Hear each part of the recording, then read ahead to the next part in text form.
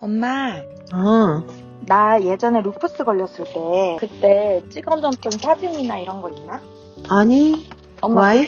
책 출간하는데 그 얘기를 좀 썼어. 그런 거 쓰지 말지, 아프, 그거는.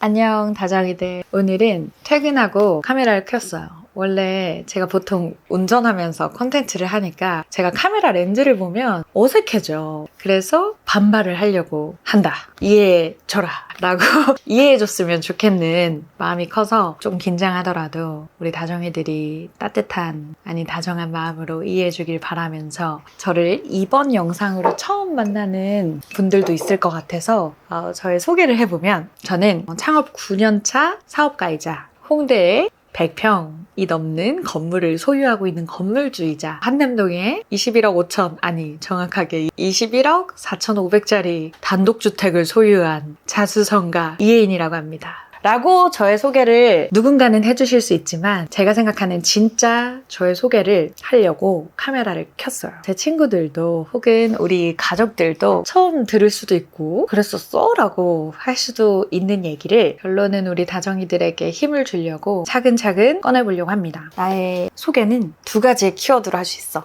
첫 번째, 떠돌이 아이야.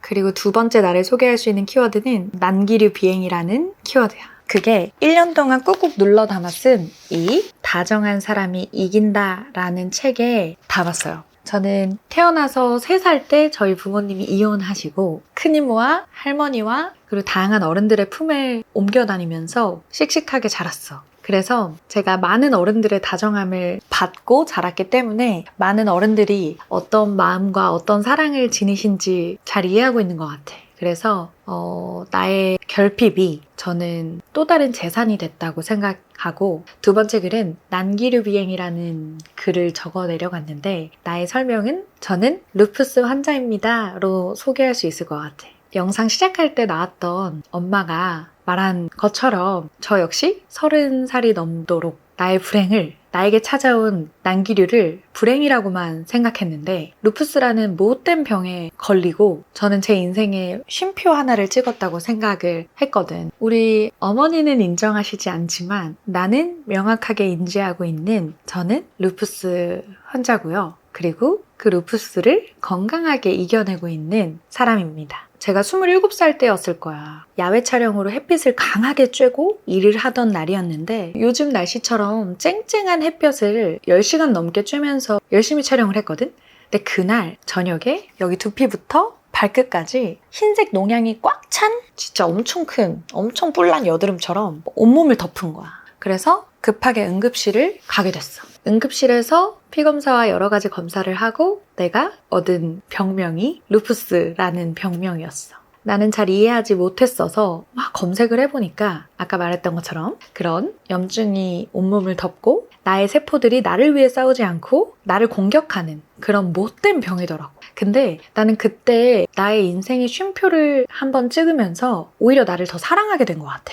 내가 27살이 될 때까지 늘 타인을 먼저 생각하고 아니 타인의 눈치를 보면서 살았던 게 큰 것 같거든. 아주 어렸을 때 이모한테 엄마라는 말을 배우면서 이모한테 엄마라는 말이 달가운 말이 아니구나. 그때 알았던 것 같아. 엄마라는 말을 이모한테 하는 게 엄마와 이모를 슬프게 한다는 걸 아주 어렸을 때 조금씩 알았던 것 같아. 그래서 이 눈치를 많이 보고 상대에게 상처를 주지 않기 위한 27년을 보냈던 것 같은데 그 루푸스라는 병이 나에게 찾아와 주니까 정말 많은 사람들이 나를 위해 시간을 써주는 거야. 간호사분들, 의사 선생님, 그리고 우리 언니를 포함한 가족들, 친구들까지 다 나를 위한 시간을 써주더라고. 그래서 나는 내가 입원하면서 스테로이드 치료를 했던 그 열흘이 나에겐 쉼표와 같은 매우 행복한 시간이었어.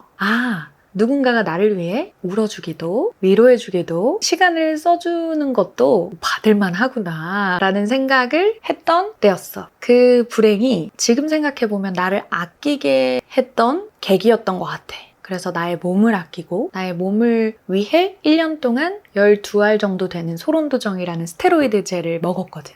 그 스테로이드제 때문에 얼굴이 달덩이가 돼도 힘들지만은 않았던 것 같아. 나에게 찾아왔던 불행들이 결국 행운이 돼서 나의 재산이 되는구나라는 것은 최근에 알게 돼서 이 불행들은 결국 나를 있게 한 고마운 존재들이었다라고 생각했어. 내가 나를 인정할 만큼 쉼없이 달렸었고, 그리고 그게 정신적으로도 기초 체력이 되어줘서 좋은 사람들을 알아볼 수 있고, 그리고 인간에 대한 고민을 진중하게 할 수 있는 사람으로 자라난 것 같아서 나의 소중한 불행들에게 이제 넌 인정해줄게. 나를 있게 한 소중한 존재들이니까 라고 딱 생각의 정리를 끝내고 써내려간 책이야.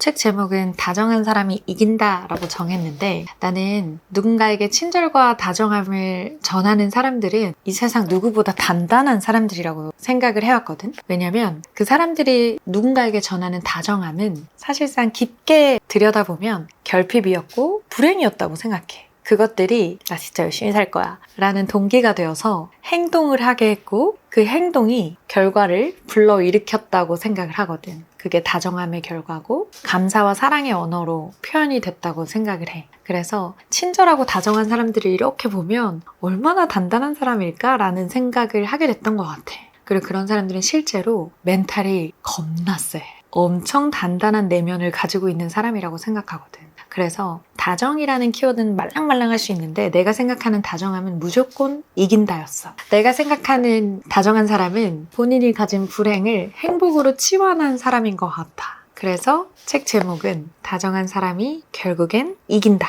라고 짓게 됐어. 이 마음들이 누군가에겐 잘 닿았으면 좋겠다는 생각으로 짓게 된 것 같아. 나 역시 아직도 선명하게 기억에 남는 다정한 어른들이 있거든. 나에게 웃어주고 유치원 때 나에게 잔돈을 어떻게 거슬러 받아야 되는지를 알려준 문방구 아저씨도 나에겐 너무 선명하게 기억이 돼. 그래서 그때의 웃음과 그때의 다정함을 내가 지나다니면서 만나는 어린 아이들한테도 전해주고 싶은 마음이 크거든. 그 아이들이 커서 또 이렇게 이야기를 나누는 사람이 되어서 글을 쓰는 사람이 되어서 분명히 세상을 조금 더 따숩게, 조금 더 이롭게 누군가에게 위로가 되는 사람으로 자라날 것이라고도 생각하거든. 그래서 다정함이 이긴다. 다정함은 세상을 바꾼다. 라고 나는 확신하는 사람이야. 이 글에서 내가 좋아하는 사람이라는 글을 담았는데 내가 창업하고 스쳐 지나간 사람들도 있고 아직 남아있는 사람들도 있고 서로 상처를 줬던 사람들도 있을 거잖아? 그런데 결국 창업 9년차가 넘어서 나에게 남은 유일한 나의 재산은 내가 좋아하는 사람을, 나에게 맞는 사람을 알아보게 된 눈이라고 생각해. 나에게 막 불어오는 불행이나 결핍을 가지고 피해자가 되는 사람이 있고 인생의 주인공이 되는 사람이 있어. 그런데 나는 인생의 주인공이 되는 사람이 내가 좋아하는 사람이더라고. 지나가는 사람들 중에 아무나 붙잡고 나랑 불행 배틀 뜰래? 라고 하면 막상 막할 거야. 나만 가진 것이 불행이 아니고 저 사람이 가진 것이 행복만은 아니거든? 내가 가진 무기를 어떻게 사용하느냐에 따라서 삶의 방향이나 인생이 많이 바뀔 수 있을 거라고 생각해. 내가 좋아하는 사람인 이 화면 너머의 당신도 내가 가진 무기를 행복으로 취한하는 사람이 됐으면 좋겠고 그리고 인생의 주인공으로 살기 위한 동기가 되었으면 좋겠다는 마음으로 썼어요. 그래서 그런 사람들이 읽고 다시 생각해보고 나의 불행과 결핍을 무기로 쓸 수 있었으면 좋겠다라는 생각이 컸던 것 같아. 우리는 이렇게 착각할 때가 있거든? 호탕하고 많이 웃고 다정한 사람들이 삶이 순탄하고 순조롭고 모든 게 잘 풀리고 여유가 있다고 생각을 하는데 나는 오히려 그 반대라고 생각해. 다정함은 상처의 시간을 지나온 사람들이 보여줄 수 있는 엄청 비싸고 귀한 태도인 것 같거든? 태도는 진짜 능력이고 엄청 큰 재산이고 나의 엄청 큰 장점이자 차별성이 될 거야.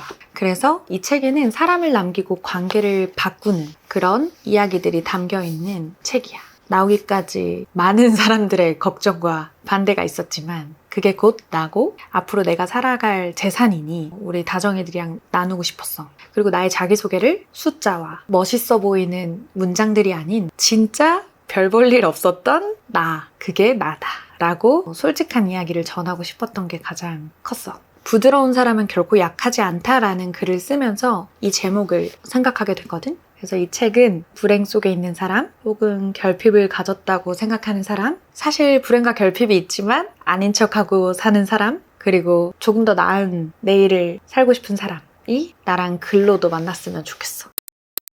내가 오늘 얘기를 담으면서 어떤 문장을 한번 읽어둘까라는 생각을 했는데 이 페이지를 폈어. 빛나는 사람은 완벽한 사람이 아니라 불완전한 시간을 통과한 사람이다. 당신도 그 길 위에 서 있다. 그러니 오늘도 꿋꿋하게 당신의 이야기를 살아내라. 사실 내가 이 얘기를 하기까지 33년이 걸렸던 이유는 난 내 이야기로 연민을 느끼게 하고 싶지 않았어. 절대 너의 불행을 연민으로 사지 마.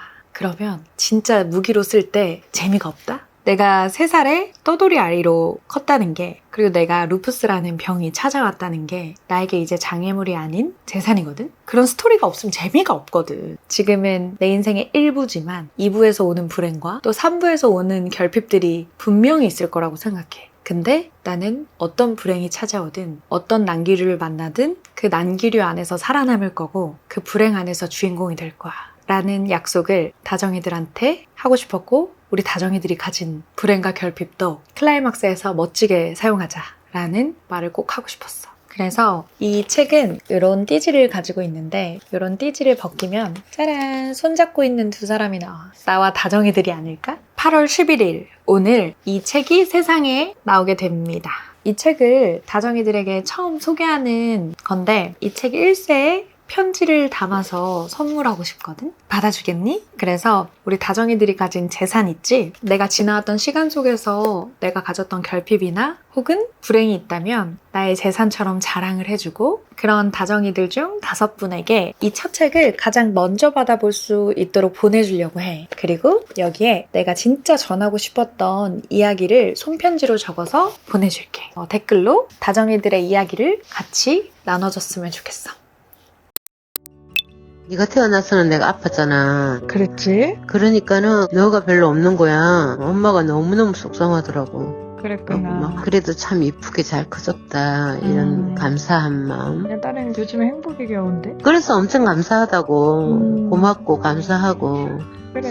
엄마 딸이어서 너무너무 엄마가 뿌듯하고 행복하고 그래. 그랬어요? 나도 엄마 딸이어서 행복해요. 앞으로 더 행복합시다. 그래, 딸 사랑해. 나도 사랑해요. And if I simply can't erase you from all my simple future plans,